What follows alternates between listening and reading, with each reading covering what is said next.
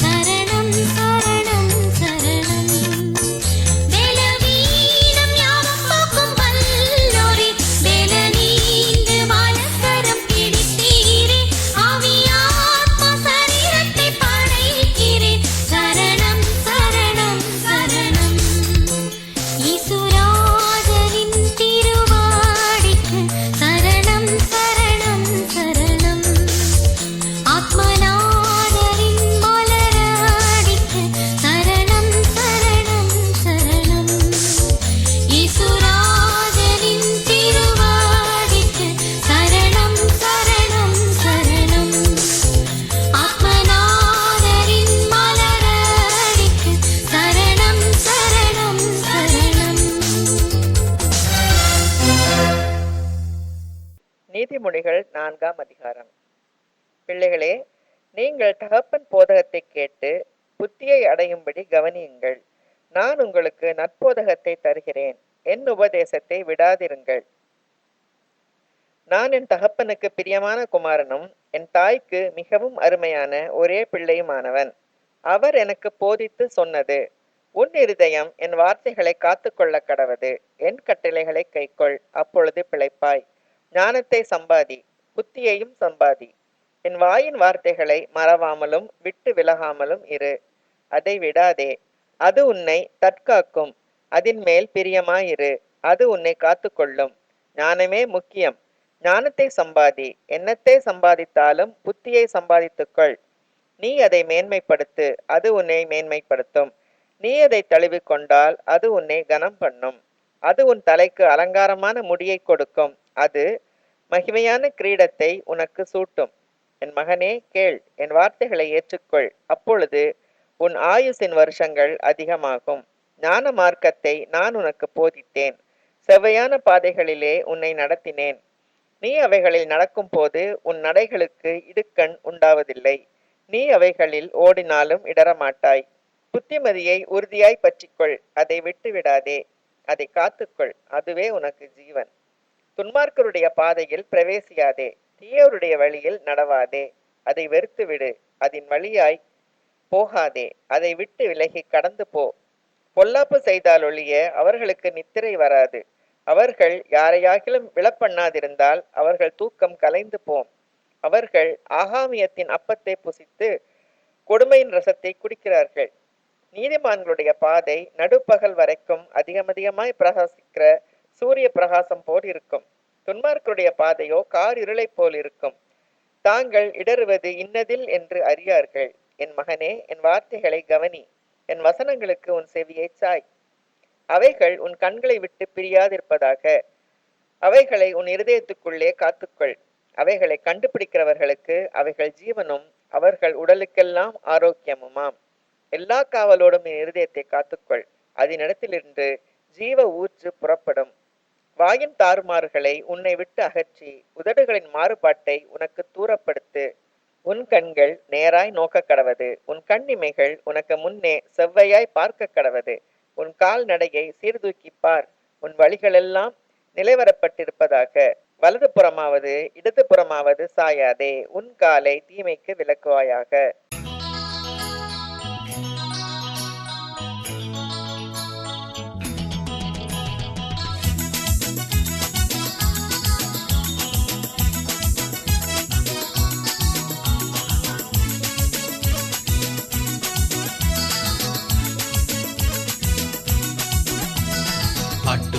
ஆட்டுக்குட்டி ஆட்டம் போடுது, அப்பரித்து ஆயர் கூட்டம் பாட்டு பாடுது.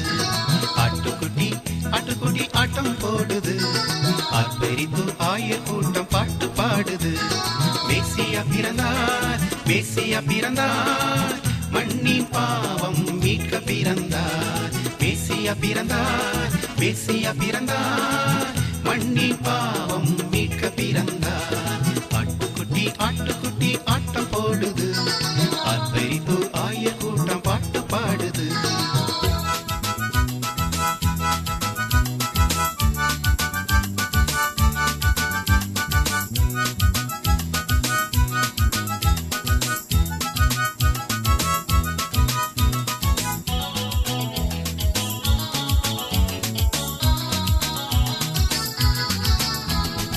ஆகாய வீதியிலே தூத தோன்றவே, ஆஹா இது விந்தையன மேய்ப்ப கூறவே.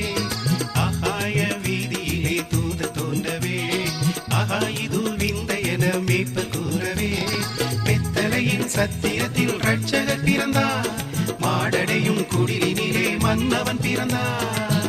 பட்டுப்பாடும் தூதரும் பறந்திடும் தூயரும் கூட்டமாக செய்தி சொல்ல மேய்ப்பரும் வியந்தார். பட்டுப்பாடும் தூதரும் பறந்திடும் தூயரும் கூட்டமாக செய்தி சொல்ல மேய்ப்பரும் வியந்தார்.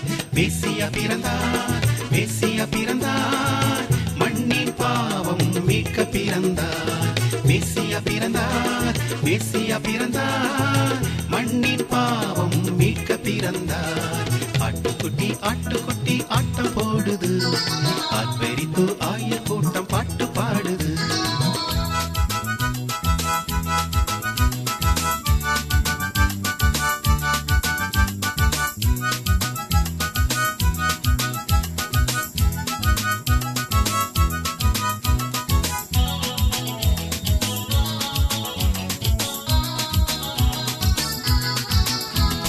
பெத்தலையின் சத்திரத்தில் ஒரே கொண்டாட்டம், மீட்பரெல்லாம் ஆடி பாடி ஒரே ஆர்ப்பாட்டம்.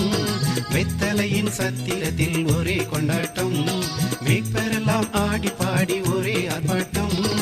ஆவினங்கள் துள்ளி துள்ளி ஒரே கும்மாளம், ஆனந்தமாய் மானிடரின் பாட்டு ஏராளம். சின்ன இயேசு பாலகன் மண்ணுலகை மீட்கவே கன்னிமரி மனிதனிலே அன்புருவானார்.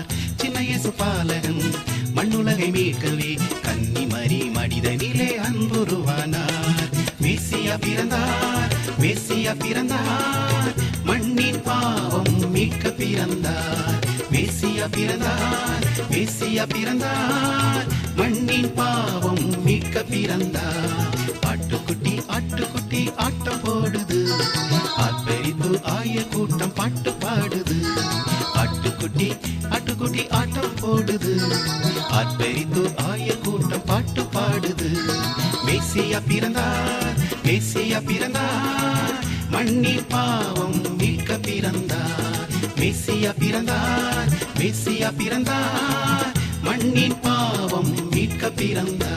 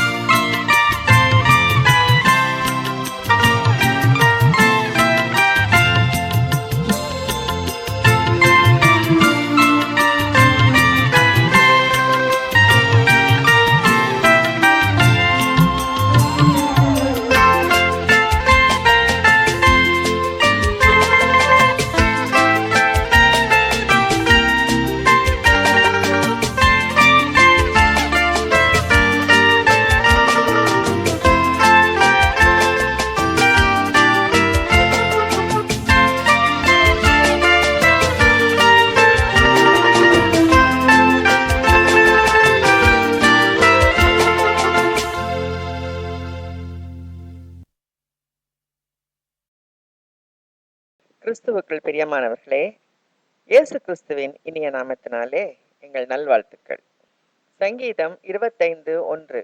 கர்த்தாவே, உம்மிடத்தில் என் ஆத்துமாவை உயர்த்துகிறேன். சங்கீதம் 25:2-3. என் தேவனே, உம்மை நம்பியிருக்கிறேன். நான் வெட்கப்பட்டு போகாதபடி செய்யும். என் சத்துருக்கள் என்னை மேற்கொண்டு மகிழ விடாதேயும். உம்மை நோக்கி காத்திருக்கிற ஒருவரும் வெட்கப்பட்டு போகாதபடி செய்யும். முகாந்திரமில்லாமல் துரோகம் பண்ணுகிறவர்களே வெட்கப்பட்டு போவார்களாக. சங்கீதம் 25:4-5. கர்த்தாவே, உம்முடைய வழிகளை எனக்கு தெரிவியும். உம்முடைய பாதைகளை எனக்கு போதித்தருளும். உம்முடைய சத்தியத்திலே என்னை நடத்தி என்னை போதித்தருளும். நீரே என் இரட்சிப்பின் தேவன். உம்மை நோக்கி நாள் முழுதும் காத்திருக்கிறேன்.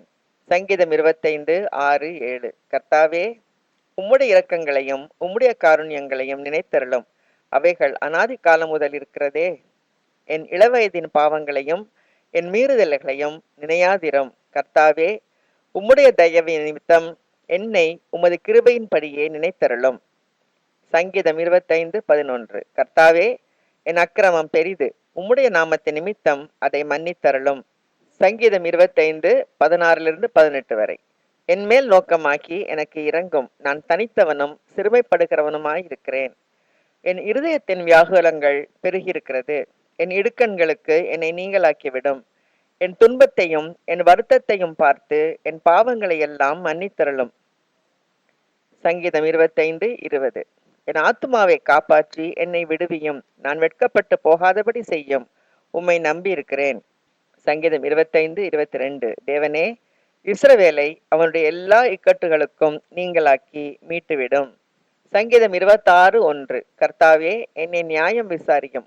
நான் உத்தமத்திலே நடக்கிறேன். நான் கர்த்தரை நம்பி இருக்கிறேன். ஆகையால் நான் தள்ளாடுவதில்லை. சங்கீதம் 26:2. கர்த்தாவே, என்னை பரீட்சித்து என்னை சோதித்து பாரும். என் உள்ளிந்திரியங்களையும் என் இருதயத்தையும் புடமிட்டு பாரும். சங்கீதம் 26:6-7. கர்த்தாவே, நான் துதியின் சத்தத்தை தொனிக்க பண்ணி உம்முடைய அதிசயங்களை எல்லாம் விவரிப்பதற்காக நான் குற்றமில்லாமையிலே என் கைகளை கழுவி உம்முடைய பீடத்தை சுற்றி வருகிறேன். சங்கீதம் 26:8. கர்த்தாவே, உமது ஆலயமாகிய வாசஸ்தலத்தையும் உமது மகிமை தங்கிய ஸ்தானத்தையும் வாஞ்சிக்கிறேன். சங்கீதம் 26:11. நானோ என் உத்தமத்திலே நடப்பேன். என்னை மீட்டுக்கொண்டு என் மேல் இரக்கமாயிரும். சங்கீதம் 27:4. கர்த்தரிடத்தில் ஒன்றை நான் கேட்டேன், அதையே நாடுவேன். நான் கர்த்தருடைய மகிமையை பார்க்கும்படியாகவும் அவருடைய ஆலயத்தில் ஆராய்ச்சி செய்யும்படியாகவும் நான் என் ஜீவனுள்ள நாளெல்லாம் கர்த்தருடைய ஆலயத்தில் தங்கியிருப்பதையே நாடுவேன். சங்கீதம் 27:7-8. கர்த்தாவே, நான் கூப்பிடுகிற சத்தத்தை நீர் கேட்டு எனக்கு இறங்கி எனக்கு உத்தரவு அருளி செய்யும். என் முகத்தை தேடுங்கள் என்று சொன்னீரே. உம்முடைய முகத்தையே தேடுவேன் கர்த்தாவே என்று என் இருதயம் உம்மிடத்தில் சொல்லிற்று. சங்கீதம் 27:9. உமது முகத்தை எனக்கு மறையாதேயும். நீர் கோபத்துடன் உமது அடியேனை விலக்கி போடாதேயும். நீரே எனக்கு சகாயர். என் இரட்சிப்பின் தேவனே, என்னை நெகிழ விடாமலும் என்னை கைவிடாமலும் இரும். சங்கீதம் 27:11. கர்த்தாவே, உமது வழியை எனக்கு போதித்து என் எதிராளிகளின் நிமித்தம் செவ்வையான பாதையில் என்னை நடத்தும். சங்கீதம் 27:12-13. என் சத்துருக்களின் இஷ்டத்துக்கு என்னை ஒப்புக்கொடாதேயும். பொய் சாட்சிகளும் ஆக்கிரமித்து சீறுகிறவர்களும் எனக்கு விரோதமாய் எழும்பி இருக்கிறார்கள். நானோ ஜீவனுள்ளோர் தேசத்திலே கர்த்தருடைய நன்மையை காண்பேன் என்று விசுவாசியாதிருந்தால் கெட்டு போயிருப்பேன்.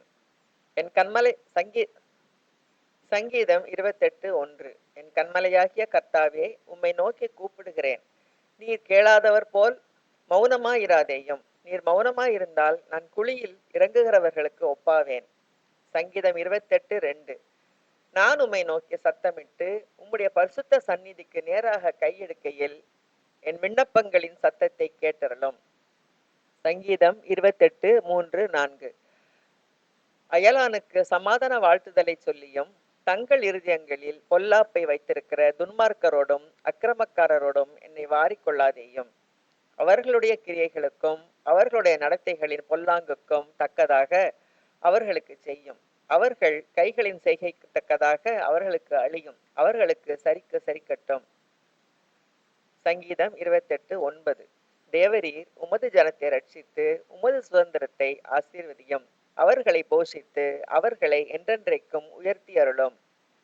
சங்கீதம் 30:1. கர்த்தாவே, என் சத்துருக்கள் என்னை மேற்கொண்டு மகிழ ஒட்டாமல் நீர் என்னை கைதூக்கி எடுத்தபடியினால் நான் உம்மை போற்றுவேன்.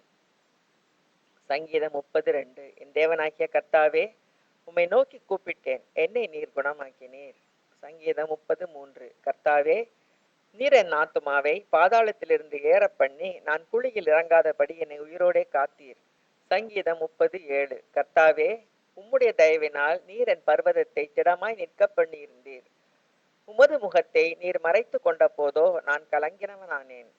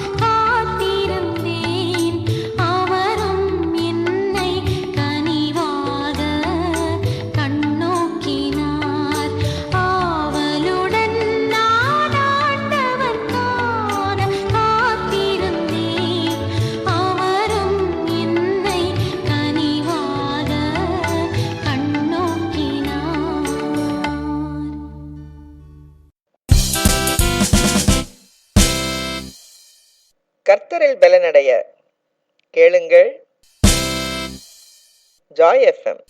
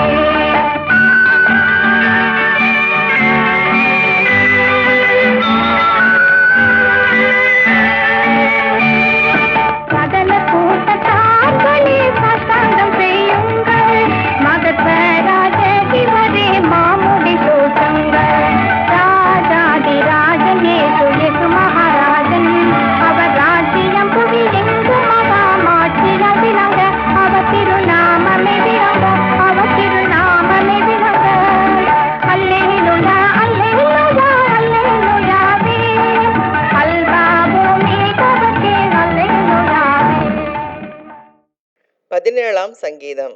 தாவீதின் விண்ணப்பம். கர்த்தாவே, நியாயத்தை கேட்டருளும், என் கூப்பிடுதலை கவனியும்.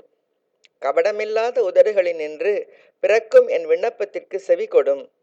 உம்முடைய சந்நிதியிலிருந்து என் நியாயம் வெளிப்படுவதாக. உம்முடைய கண்கள் நியாயமானவைகளை நோக்குவதாக. நீர் என் இருதயத்தை பரிசோதித்து ராக்காலத்தில் அதை விசாரித்து என்னை புடமிட்டு பார்த்தும் ஒன்றும் காணாதிருக்கிறீர். என் வாய் மீறாதபடிக்கு தீர்மானம் பண்ணினேன். மனுஷரின் செய்கைகளை குறித்து நான் உம்முடைய உதடுகளின் வாக்கினாலே துஷ்டனுடைய பாதைகளுக்கு விலக்கமாய் என்னை காத்து கொள்கிறேன். என் காலடிகள் வலுவாதபடிக்கு என் நடைகளை உமது வழிகளில் ஸ்திரப்படுத்தும்.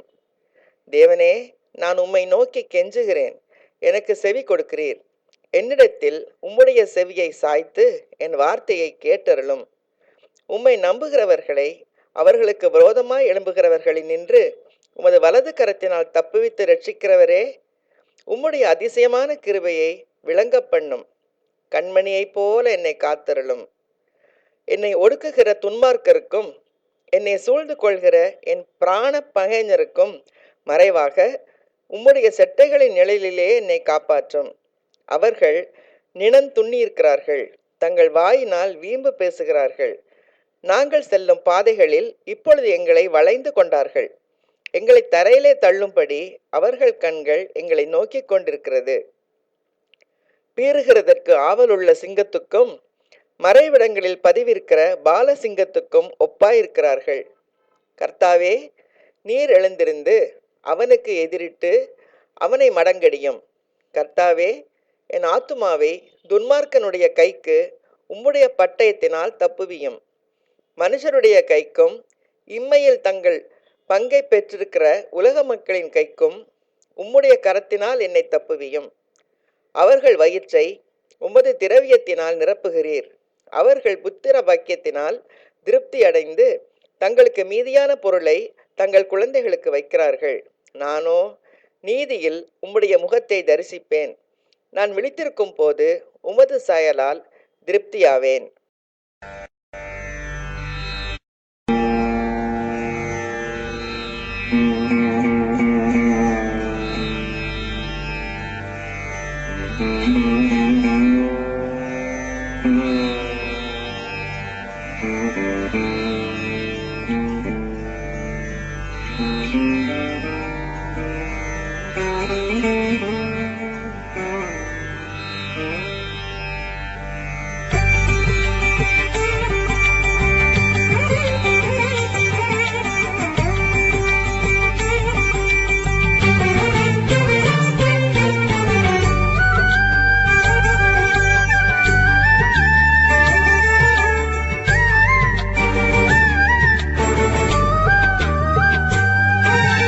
ஆயிரம் ஆயிரம்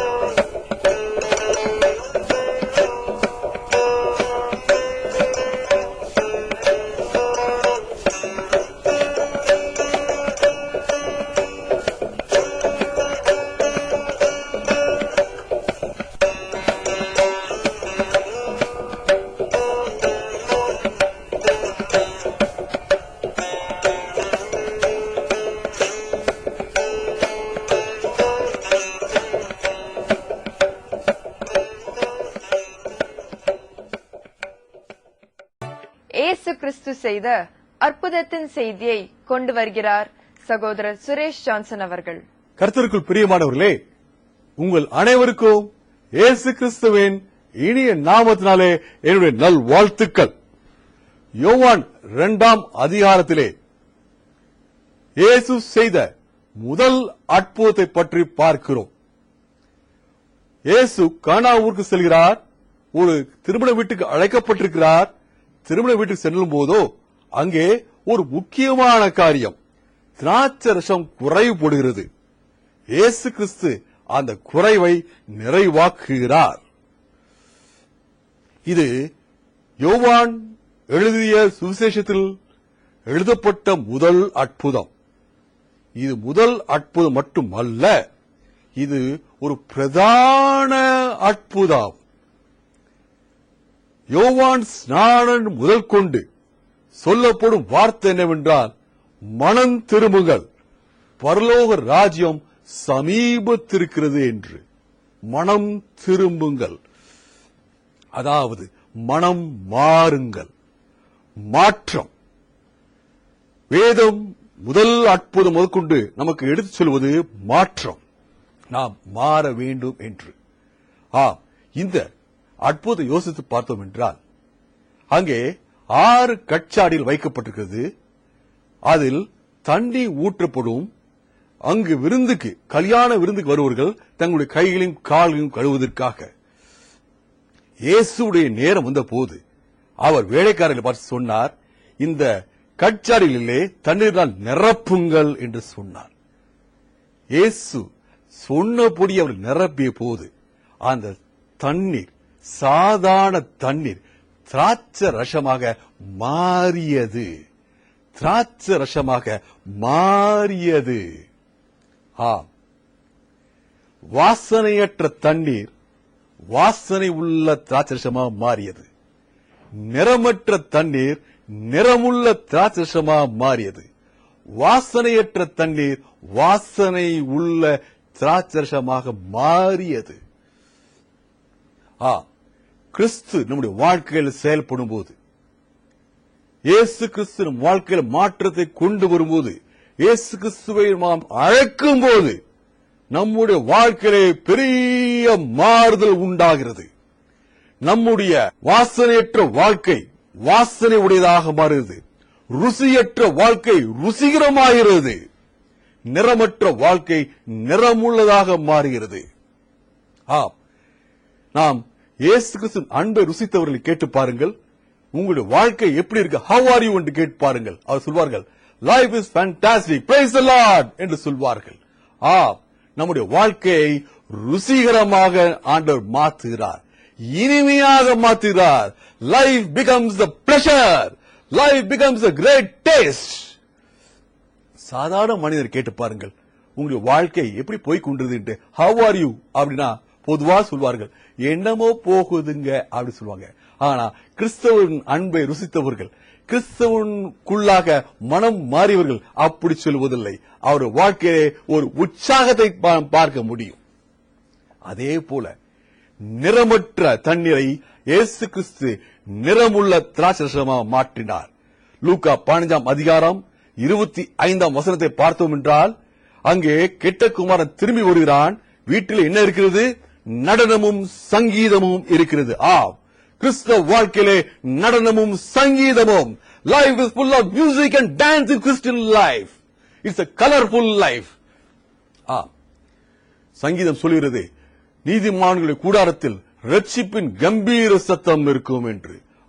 என் நேரம் பார்த்தோம் என்றால் நம்முடைய வாழ்க்கையிலே ஒரு உற்சாகம், there will be color in our life. ரோமர் 9ஆம் அதிகாரம் 21ஆம் வசனம் சொல்கிறது, நாம் இயேசு கிறிஸ்துவுடைய நற்கந்தைகள் என்று. நாம் இயேசு கிறிஸ்துடைய வாசனையை சுமந்து செல்கிறாயிருக்கிறோம். வாசனையற்ற தண்ணீர் வாசனை உள்ள திராட்சரசமாக மாறியது போல நம்முடைய வாழ்க்கையும் வாசனை உள்ளதாக இருக்கிறது. அநேகரை கிறிஸ்துவிடம் இழுக்கும் வாசனையாக இருக்கிறது. என்னுடைய வாழ்க்கையிலே நான் உணர்ந்திருக்கிறேன். நான் என்னுடைய மனைவி ரட்சிக்கப்பட்ட போது என் மனைவியுடைய வாழ்க்கையில் உள்ள மாற்றங்களை நான் கண்டேன். அவளுடைய முகத்தில் உள்ள சந்தோஷத்தை கண்டேன். உள்ளத்தில் உள்ள உற்சாகத்தை கண்டேன். இது மெய். ரட்சிப்பு இயேசு கிறிஸ்து ரத்தம் கழுவுது, மனுஷனுக்கு ஒரு புதிய ஜீவனை கொடுப்பது உண்மை என்பதை அறிந்து நானும் இயேசு கிறிஸ்துவை ஏற்றுக்கொண்டேன். கனமற்ற காரியத்துக்கு தண்ணீர் உபயோகப்படுத்தப்படலாம். அந்த சூழ்நிலையை சுத்தி பார்த்தோம் என்றால் விருந்துக்கு ஒருவர் தங்கள் கைகளையும் காலையும் கழுவதுக்காக தண்ணீர் வைக்கப்பட்டது. ஆனால் அது திராட்சரசமா மாறிய போதோ பந்திக்கு சென்றது. பந்தியிலே திராட்சரசத்துக்கு அந்த காலத்துல ஒரு முக்கியமான பங்கு ஒருவேளை நான் சொல்லலாம், இன்று பால் பாயாசம் வடை ஒரு முக்கியமான பங்கு. ஒருவேளை நான் சொல்லலாம், இன்று பால் பாயாசம் வடை இருப்பது போல அன்று அந்த திராட்சரசம் இருந்திருக்கும். நாமும் கனமுள்ள பாத்திரமாக மாறுகிறோம். நமக்கு வாழ்க்கையில் ஒரு முக்கியம். நாம் ஏதோ உலகத்தை நோக்கி சென்று கொண்டிருந்தோம். ஆனால் இயேசு கிறிஸ்துவை சந்தித்து இயேசு கிறிஸ்துவின் ரத்தத்தை கழுவப்படும் போது நாம் முக்கியமானவர்களாக மாறுகிறோம். நாம் தேவனுடைய பிள்ளைகளாக மாறுகிறோம். Hallelujah! We are not ordinary persons.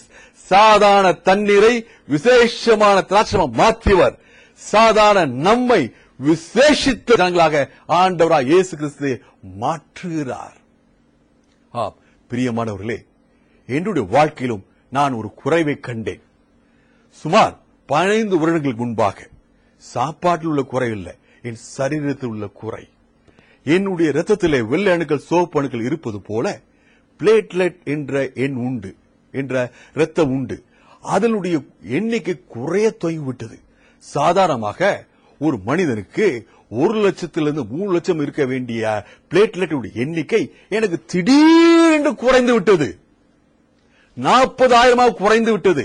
எனவே ரத்தம் உறையும் தன்மையை இழந்து ஆங்காங்கே வெளியே வர தொடங்கிவிட்டது. இந்த வியாதியின் பேர் ITP என்று சொல்வார்கள், இடியோபதிக் த்ரோம்போசைட்டோபெனிக் பர்பூரா, அதாவது காரணமில்லாத ரத்தம் குறைகிற வியாதி என்று. இது காரணமில்லாத வியாதி என்பதனால் இதுக்கு குறிப்பான மருந்தும் சிகிச்சையும் கிடைக்கவில்லை. எனக்கு ஸ்டெராய்டு கொடுத்துக் கொண்டே வந்தார்கள். ஆனால் என்னுடைய நிலைமை நாளுக்கு நாள் மோசமாய் போய்கொண்டே இருந்தது. முதலில் 40,000 குறைந்தது, கடைசியாக 9,000 குறைந்தது. என் நேரமும் மரணம் சமீபிக்கலாம் என்ற ஒரு நிர்பந்தம். நான் தொடர்ந்து இயேசுவை ஜெபித்துக் கொண்டே இருந்தேன். இயேசுவே என்னை அபிஷேகம், இயேசுவே எனக்கு சுகத்தை தாரும் என்று. ஒரு நாள் நான் ஜெபிப்பதற்கு எழுந்திருக்கும் வேளையிலே ஒரு வெள்ளை கதிர் என் சரீரத்திலே பாய்ந்தது. பாய்ந்த அந்த நொடியிலே நான் குணமானேன். நான் அபிஷேகிக்கப்பட்டேன். அதே வேளையிலே நான் குணமானேன். 9,000 இருந்தது, 21,000 ஆயிற்று அந்த பிளேட்லெட் எண்ணிக்கை. டாக்டர்களுக்கு மிகுந்த ஆச்சரியம். நாம் ஒரு வாரம் நாங்கள் காத்து பார்க்கிறோம், நீ எப்படி ஆகிறேன் என்று பார்க்கலாம் சொன்னார்கள். ஒரு வாரம் கழித்து பார்த்தால் அது 1,22,000 மாறியது. டாக்டர் சொன்னார்கள், நிச்சயமாகவே இது அற்புதம் தான் என்று. அவர் சொன்னார்கள், உனக்கு கொடுக்கும் எல்லா மருந்தையும் நாங்கள் கொஞ்சம் கொஞ்சமாக குறைக்க போகிறோம், நீ என்ன செய்வே, உன்னுடைய சரீரம் எப்படி இருக்குது என்று பார்ப்போம் என்று சொன்னார்கள். 3 மாதம் கழித்து வர சொன்னார்கள். நான் பூர்ண சுகம், 2,40,000 பிளேட்லெட் அணுக்களின் எண்ணிக்கையோடு நான் ஆஸ்பத்திரி சென்றேன். ஹல்லேலூயா!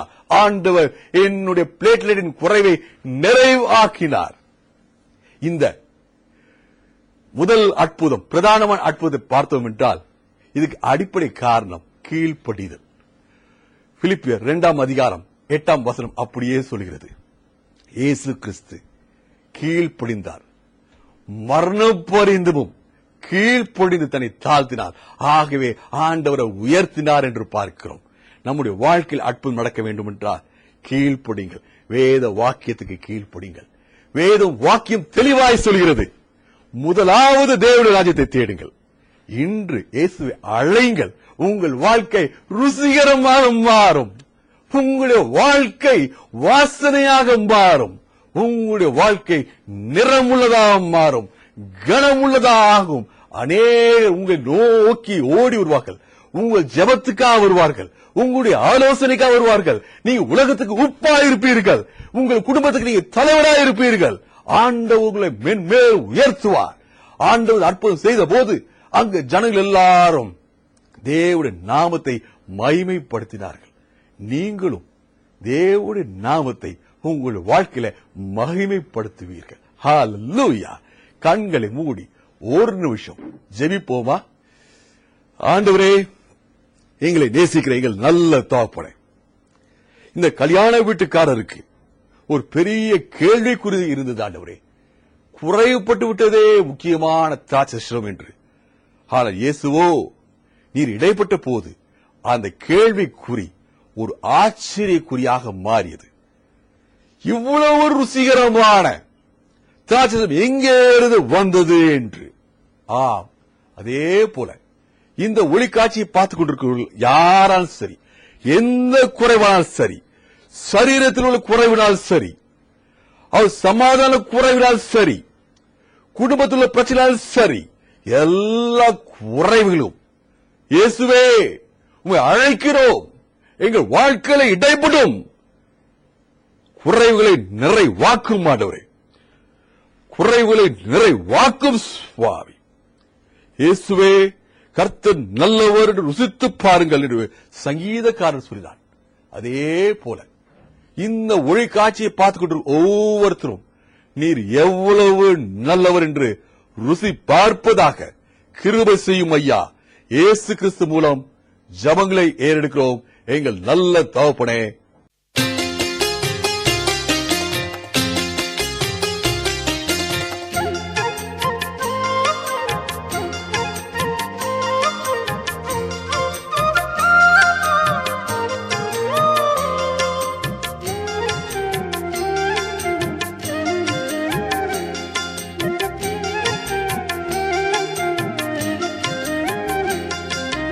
ஆயிரம் பாடல் பாடுவேன், ஆனந்தம் வாழ்வில் காணுவேன்.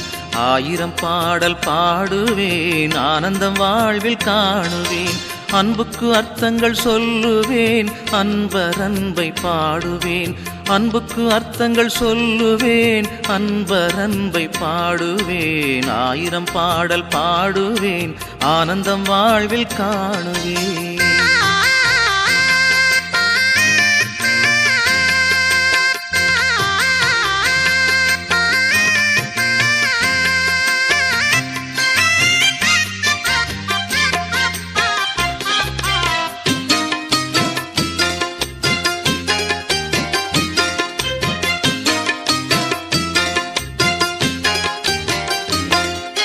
தேவையில் தேடினேன், தேற்ற என்னில் வருகிறார். வாழ்க்கையில் வாடினேன், வாழ்த்த என்னில் வருகிறார். தேவையில் தேடினேன், தேற்ற என்னில் வருகிறார். வாழ்க்கையில் வாடினேன், வாழ்த்த என்னில் வருகிறார். நான் செல்லும் பாதையில் தடைபடும் வேளையில் வழிகாட்டி ஒளிகாட்ட வருகிறார், என்னில் வருகிறார். ஆயிரம் பாடல் பாடுவேன், ஆனந்தம் வாழ்வில் காணுவேன். ஆயிரம் பாடல் பாடுவேன், ஆனந்தம் வாழ்வில் காணுவேன். அன்புக்கு அர்த்தங்கள் சொல்லுவேன், அன்பர் அன்பை பாடுவேன். அன்புக்கு அர்த்தங்கள் சொல்லுவேன், அன்பர் அன்பை பாடுவேன். ஆயிரம் பாடல் பாடுவேன், ஆனந்தம் வாழ்வில் காணுவேன்.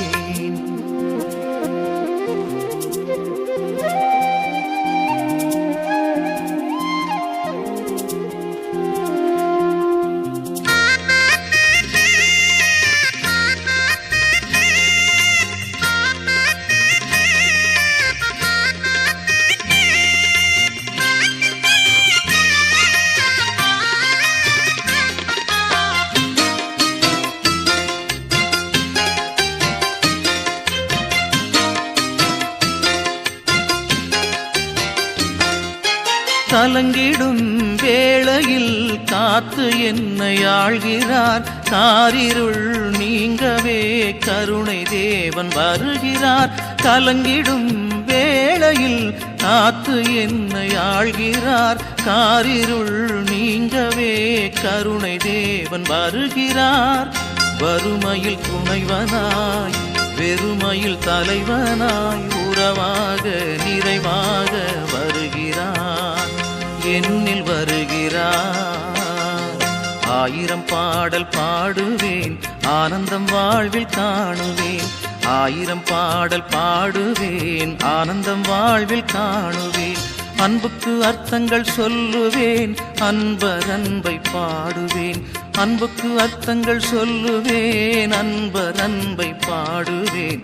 1000 பாடல் பாடுவேன், ஆனந்தம் வாழ்வில் காணுவேன். 1000 பாடல் பாடுவேன், ஆனந்தம் வாழ்வில் காணுவேன்.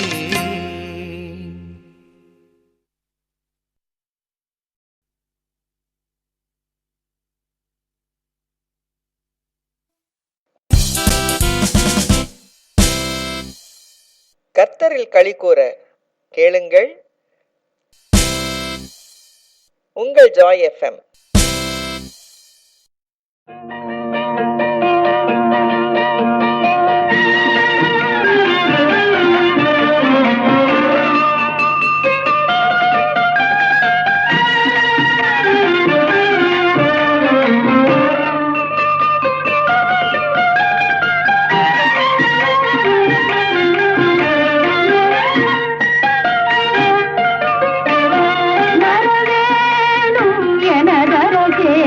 மனுவேல் இதரே சிரசே